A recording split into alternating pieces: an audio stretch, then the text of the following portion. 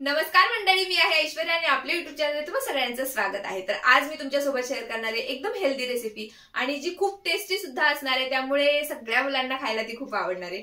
Healthy plus tasty असं combination असणार आहे आणि ती रेसिपी आहे पिझ्झा पराठा। खायला सगळ्यांना खूप आवडणार आहे, छोटे असो मोठे असो सगळ्यांनाच आवडेल आणि त्याच सोबत करायलाही तुम्हाला आवडणार आहे, कारण की बनवायलाही खूप सोपी आहे।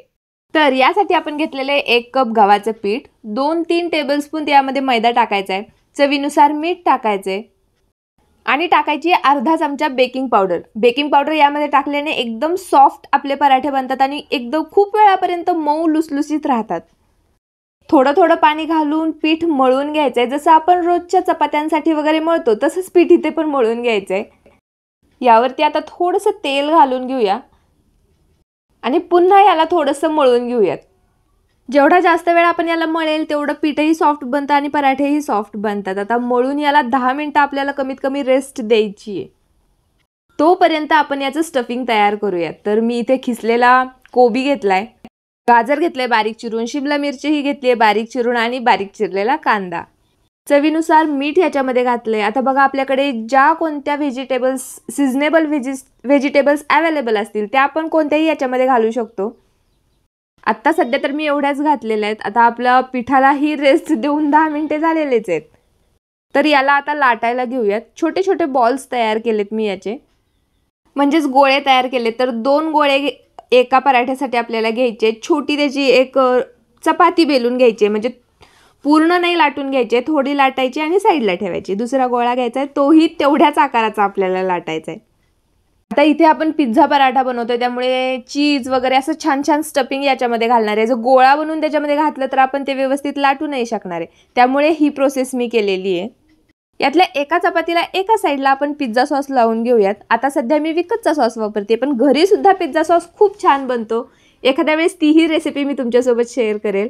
जे स्टफिंग आपण बनवलंय ते सुद्धा याच्यावरती स्प्रेड करून घेऊया। खूप जास्तही घालायचं नाही आणि खूप कमीही घालायचं नाही, त्याचा फ्लेवर मात्र आला पाहिजे। आणि खूप जास्त आपण घातलं तर ते आपल्याला लाटता येणार नाही। आता याच्यावरती आपण मिक्स हर्ब्स टाकून घेऊयात, यानेच तर आपला पिझ्झा सारखा फ्लेवर येतो। आणि थोडेसे चिली फ्लेक्स पण घालायचे। कोणाला किती तिखट आवडते यानुसार तुम्ही चिली फ्लेक्स घालू शकता। आता यावर घालतेय मी चीज। आता इथे मी जे घातले ते नॉर्मल प्रोसेस चीज आहे, जे क्यूबमध्ये आपल्याला मिळतं, पण जर हवं असेल तर तुम्ही इथे पिझ्झा चीज म्हणजेच मोझरेला चीजचा पण वापर करू शकता। आणखी थोडेसे चिली फ्लेक्स मी याच्यावरती स्प्रिंकल केलेत, कारण मला थोडंसं स्पायसी खायला आवडतं। आणि जी दुसरी आपण चपाती बनवली होती ती याच्यावरती ठेवून देऊयात। खाली ठेवलेली चपाती मी थोडीशी मोठी आणि वरतून जी कव्हर केली आहे ती थोडीशी छोटी बनवली आहे, कारण की वरची छोटी असल्यामुळे आपल्याला ती व्यवस्थित लॉक करता येते, कव्हर करायला येते। मी या व्हिडिओमध्ये तुम्हाला जसं दाखवते तसंच त्याला लॉक करून घ्यायचं आहे व्यवस्थित। आणि याच्यावरती आपल्याला सुक्खं पीठ टाकायचं आहे, दोन्ही साईडनी व्यवस्थित याला टाकून घ्यायचं आहे खाली, कारण हे चिकटलं नाही पाहिजे खाली। थोडं जरी हे चिटकून फुटलं तर आपलं पूर्ण भरलेलं सारण आहे, जे स्टफिंग आहे ते बाहेर येईल।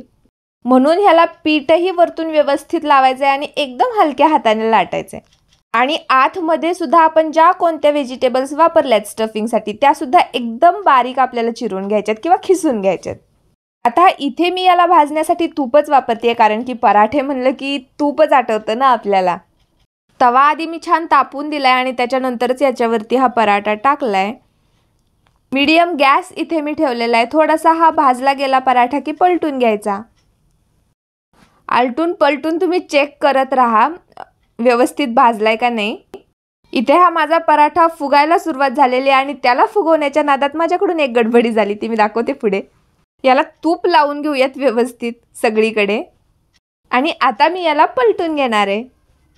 अरे रे, फुगवण्याच्या नादात ही गडबडी झाली होती माझ्याकडून। असो, हा झालाय दुसरा पराठा। मी तुम्हाला एकदम व्यवस्थित बनवून दाखवणार आहे। आपण असाही या पराठ्याला सर्व करू शकतो, खूप टेस्टी लागतो। पण याच्यानंतरचा जो पराठा बनवणार आहे त्यामध्ये तुम्हाला आणखीन एक ट्विस्ट मी दाखवणार आहे। मीडियम गॅसच आपल्याला इथे ठेवायचा आहे आणि आलटून पलटून याला दोन्ही साईडनी छान व्यवस्थित भाजून घ्यायचं आहे, म्हणजे आतल्या ज्या आपण व्हेजिटेबल्स टाकलेल्या आहेत त्या पण व्यवस्थित शिजल्या जातील। आता बनवून घेऊयात आपण दुसरा आणि खूप इंटरेस्टिंग असा पराठा। हा पराठा बनवताना गॅस मी खूप मीडियम टू लोच असाच ठेवलेला आहे। याला पलटून घेऊयात। लगेचच पलटला होता, तर ही कमी भाजलेली जी बाजू आहे ती आपल्याला आता खाली ठेवायची आहे. दोन्ही साईडला आपल्याला छान असं तूप लावून घ्यायचं आहे या पराठ्याला. थोडासा आपला पराठा व्यवस्थित मध्यम असा भाजून झाला, पूर्ण भाजून नाही घ्यायचा आहे, अर्धा कच्चा भाजून घ्यायचा आहे आणि गॅस एकदम लो करून टाकायचा आहे. आता या पराठ्यावर आपण इथेच पिझ्झा सॉस लावणार आहोत. इथेच लावणार आहोत म्हणजे आत सुद्धा आपण व्यवस्थित स्टफिंग भरून घेतलेलंच आहे, जसं पहिल्या पराठ्याला घेतलेलं आहे तसं. आणि त्याच्या वरतून हे आपण पुढची प्रोसेस करत आहोत. पिझ्झा सॉस व्यवस्थित स्प्रेड केला की त्यावरती मी मोझरेला चीज वापरते. आता यावेळेस मी मोझरेला चीज वापरले, म्हणजेच पिझ्झा चीज वापरले. त्याने छान पिझ्झावाला फ्लेवर येईल. आणि हे जे चीज आहे हे थोडंसं स्ट्रेची असतं, म्हणजेच रबरासारखं असतं. याच्या वरतूनही आपण थोडेसे व्हेजिटेबल्स घालून घेऊयात, जसं की मी कांदा वापरला आहे, टोमॅटो वापरला आहे आणि शिमला मिरची वापरली. आणि त्याच्या वरतूनही थोडासा पिझ्झा सॉस आपल्याला घालून घ्यायचा आहे.